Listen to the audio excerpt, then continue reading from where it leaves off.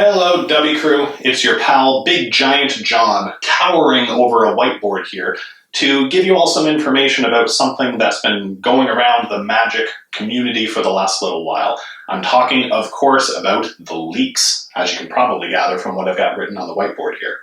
Here's the short answer for what we have. Do the leaks demonstrate a problem at Wizards of the Coast? Yes, and Wizards of the Coast is going to profit from those leaks. If you'd like to find out how, keep on watching. All right, everyone. Before I jump into here, I want to thank anyone who's watching as a first-time viewer. We are producing Magic content and other types of gaming content. Me, myself, my wife, who's doing all the editing here for you. Hi, Grace. Put something up on the screen. I'd really love it if you guys could subscribe, like the video, share it with your friends. There's some insight here that I think everyone would benefit from in knowing how companies operate. So I'm going to jump right in and give you guys a bit of a background here. First of all, we're talking about the leaks with the Phyrexia All Will Be One cards being leaked, and I'll explain why I think it's a leak, but essentially how we would tell the difference between the two, and it's a little clear on the whiteboard there as well. What happened based on what we can see happening? So first of all, I'm going to assume right out of the gate that the videos that everyone has seen about these leaks are legitimate. It is literally what people are seeing on film. There's a chance that it's not true. There's a chance that there's some trickery going on. There's a chance that someone is lying about the cards that they're opening, but it's happened enough times and there's enough video evidence that I don't think that's the case. I think what we're seeing is a general product quality error.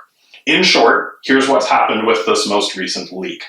Essentially, some people that were drafting, I believe it was all Dominaria Remastered sets that they were doing their pre-release draft for that a couple of days ago now, were opening their packs, and like the good Timmies they're opening their packs, they're looking for the exciting stuff that they're going to draft, and lo and behold, those aren't Dominaria Remastered cards in there. They're actually Phyrexia All Will Be One cards, which is important for anyone who's not in the know because that set hasn't been released, hasn't been pre-released, hasn't been previewed. We didn't even know what cards were in that. It looks like from all the cards that are being opened, they're all rares. So likely, in the video that I'm linking here as well, Seth, you're probably right in a description of what's going on with the cards. I would guess, by the looks of things, someone slipped the wrong rare sheet into the cards. That's why we haven't seen any commons or uncommons or mythic cards, at least not as of yet. It looks like this has happened in a few different locations. It looks like this has happened over the span of several different days, so it's hard to say at this point how much product is affected, but it's enough to be noticed, and those videos are now going around, and they look like they're legitimate cards, meaning the set at this point has, I think, all the rares spoiled. There might be a couple that are missing now. This would seem like a big issue for Wizards. Now, what's important to note first, though, is kind of the top of my whiteboard here. Wizards of the Coast is, this might be surprising to learn, a company. It's a company owned by Hasbro, which is another company. And there's something that's true for Wizards of the Coast because it's true for every single company. Companies are really simple. They have a one-track mind, and companies only care about one thing. What that thing is money. That's the only thing they care about. And they like money. They would like more of it. All a company ever asks all day long, the only thing that they do is they sit around thinking about, do we make money? So Wizards of the Coast, all day long, they're just asking themselves, do we make money? I know you think they have people that design cards, or merchandisers, or advertisers, or play group designs, or web developers, and all of these other jobs that you would think do other things, and they don't. They all work for the company for one reason. Do they make money? That's it. That's the only reason anyone works for any company. Hasbro owns Wizards of the Coast for one reason. Wizards of the Coast makes them money. That's the only thing they care about. If you believe that a company is out there doing something good for their customers, they're not focused on making money, I'll be blunt, you're an idiot. Companies will tell you they do other things. They will tell you that they are like a family. They will tell you that they sell products that people love. All of that has some truth to it, but really, a company only exists for one purpose. Do they make money? That's the only thing a company cares about. Now, at another point in the video, this was a video that's shared here between Seth and Krim. They're talking about the leaks that are happening. Great channel, MTG Goldfish. Feel free to check them out. Seth, at one point in the video, you're actually mentioning, are these really leaks? Because typically when we think of a leak, the example that's used is maybe an employee of Wizards of the Coast sneaks out a rare sheet, like an uncut sheet of cards. They sneak it out covertly, and then they go to Reddit and they post pictures of it on Reddit, or they go to Twitter and they post pictures there, or something like that. That's what we typically think of as a leak. And the analogy used is that it's like a government leak of information. And that's true. I would agree that's called a leak. This is also a leak, and the way that we can know that, Krim, in the video, you're right. A leak is a leak is a leak. What leaks are is they're failures. Someone didn't do their job. In this case, it's easier to imagine someone not doing their job, because if we're to believe the story that's out there, cards were just opened from their packs and they're from the wrong set. That's obviously an issue with the printers. They put the wrong cards in the wrong packs. It's easy to see how that's just a human error that led to a product quality problem. And we don't really think of that as a leak because the person who made the mistake isn't the person who put that online. They didn't steal something, they just made an error. It's possible someone in the printers said, Wizards of the Coast is overprinting cards and I'm mad at them and this is my way to get back at them, but not really. No one can take that view seriously. This is obviously a mistake. Other leaks, like someone stealing a sheet of cards to actually put online, is also a failure. It's a failure from Wizards of the Coast, or it's a failure from building security. It's a failure from the hiring managers at Wizards of the Coast who would hire a thief as an employee. And it's a failure for people not firing anyone who would steal that type of material fast enough. All of those are failures, and the world makes a lot more sense if you think of them as failures instead of deciding what is a leak and what isn't. So here's where this can all boil down. All leaks are failures. They're not the only kind of failures, but if all leaks are failures, this is an example of Wizards of the Coast having a failure. They failed at producing the product that was meant to be delivered. It could be the printers that failed. It could be the distributors that failed. Lots of things could have gone wrong, and it doesn't matter. It's Wizards of the Coast's failure. And Wizards of the Coast doesn't care if they fail or succeed on that dimension, because all they care about is, do they make money? I will keep saying it over and over again because it is the only thing you need to know about a company. This could be covered as its own course for 2 months in any MBA program. If you're not understanding that companies need to make money and every action they take is in the interest of making money, and the only reason a company wouldn't make money is if they're too stupid to make money and they make the wrong decisions. They thought they were going to make money, but they didn't. One way that that could happen is that they have a failure. Failures come in different sizes, though. So if we do away with the fact that there's a leak here, Wizards of the Coast had a failure. Will this failure make them money? To understand this a little bit, you also have to recognize that making money also means keeping the money that you make. So if you lose money, if I make $20, but because of mistakes, I lose 10 of those dollars, I didn't make $20, I made $10. Maybe that's good. Maybe that's not so good. Maybe I needed to make $20 to be able to pay all the bills. Maybe I only needed to make $5 and I, on purpose, didn't do a great job because making $10 and paying back the other $10 from the money that I made is actually still a good deal.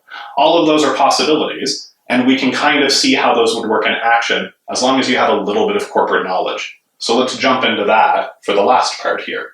To begin with, if there's a big failure, Wizards of the Coast will lose money. So if there's a big leak or a big failure in product quality, they will lose money. That's easy to understand, and as an example of that, think back to the Ixalan era.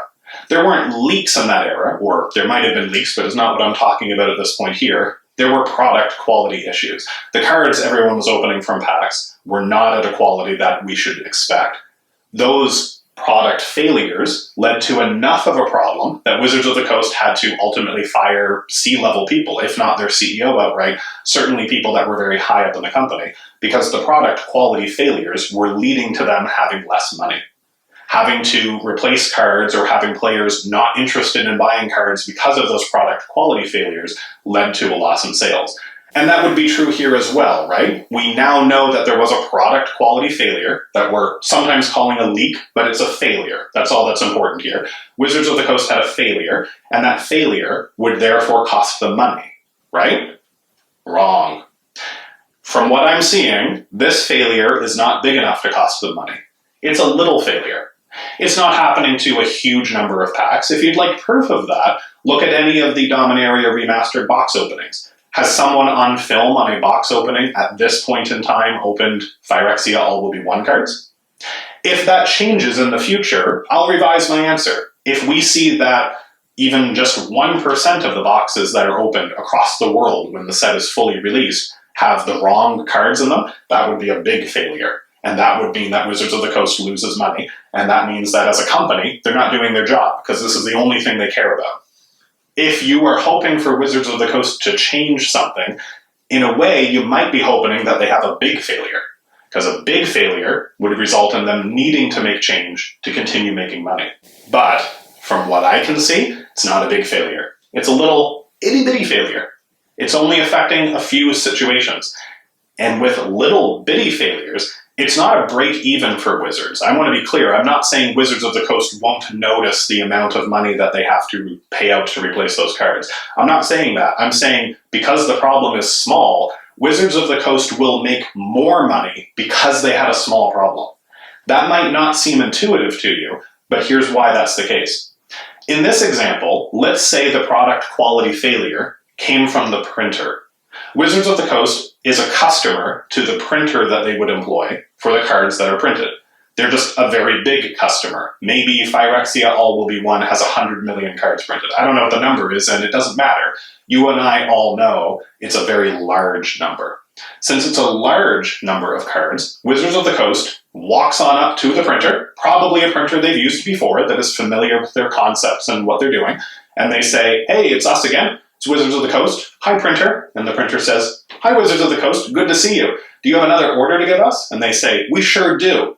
We need another 100 million cards printed. Here's the schematics of what we're doing. We have rare cards and mythic cards. You know our stuff. We've used it before." And the printer says, yeah, exactly. You guys sure are printing a lot of cards." And Wizards of the Coast says, "We sure are. Since we're a business, we've figured out that printing lots of cards means we make lots of money. And so we do that." And the printer says, "Yeah, I agree with you. We print all of those cards for you because when you ask us to print lots of cards, we make lots of money." Companies talk that way. That's all they care about, making money. Anyways, the printer would then take the order request from Wizards of the Coast, and maybe this is a new employee at Wizards of the Coast, and they ask a question like, "Hey, what happens if you guys print cards and put them in the wrong packs? I don't know, because we have a couple orders in there with you. What happens if you take cards from one set and you put them in another one?" Imagine this scenario where the printer says, "Oh, I guess you guys just lose money."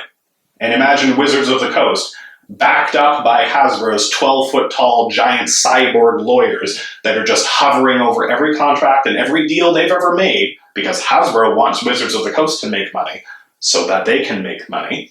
Imagine that that Wizards of the Coast employee just heard this printing company say, "Well, if we make a mistake, too bad for you." And the Wizards of the Coast employee says, "Okay," and puts in the order and walks away. Can you imagine that happening? If you can, you might be a dumb consumer. Wizards of the Coast is making record money. They're making close to record profits. They do know how to write a contract. Anyone in the D&D world, and I can make a video about that later on as well, knows that Wizards can rewrite a contract to their favor, right? We all see that too? Good.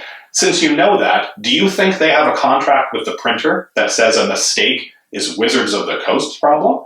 Or do you think they have a contract that says, "Hey, if you make mistakes printing the cards, we will pay you less money"? It is that simple, guys. If Wizards of the Coast has a little failure, like seems to be evident now, that there were cards that were put in the wrong sets, Wizards of the Coast gets a lot of the money back that they gave to the printer because it's the printer's mistake. If you're looking at this as evidence of Wizards of the Coast making everyone work too hard, they're printing too many sets, and this is their mistakes coming up to catch up to them. Oh, I know, it's the same thing. They printed so many cards, and here it is. They flew too close to the sun, and Icarus is coming crashing down.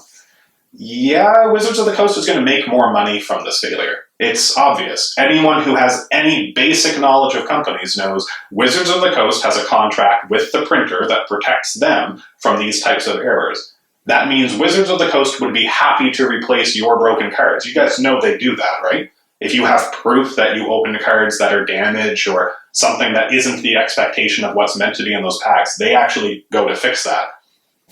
You guys don't think they fix that like out of the goodness of their heart or something, do you? No. They go back to the printer and they say, hey, we know that you normally charge us $20 million to print each set of cards. It's, I'm sure, a different figure than that. And again, it doesn't matter. We're going to give you $19 million. And the printer says, whoa, whoa, whoa, why are you giving us $19 million? The cost is 20. And they say, oh, that's right, but because of our contract, the last set, you guys screwed up. You royally fucked up so bad. You guys completely ruined what was going on. Since you did that, we have a clause in our contract that says, the next time that we do business together, you're going to give us a credit for $1 million. And you're going to do exactly that. And you're going to open your mouth, and I'm going to put in this popsicle, or I'm going to tell you it's a popsicle, and you're going to suck it all down. If you thought Wizards of the Coast was some struggling company that's failing here, no, they're a corporate behemoth, guys. Do you think for a second that they don't know how contract law works? Really? You think that that is something that they can't figure out? In this instance, this leak, based on the size that we can see that it is so far, is going to make Wizards of the Coast money. If you think this is going to be used as evidence that helps slow them down in printing cards, you might be as gullible as that printer would have been in making this mistake here. That's all for today. Until next time, Dubby Crew, make sure that you DubbieDubbie Subby so that we can actually keep putting out this type of content for you.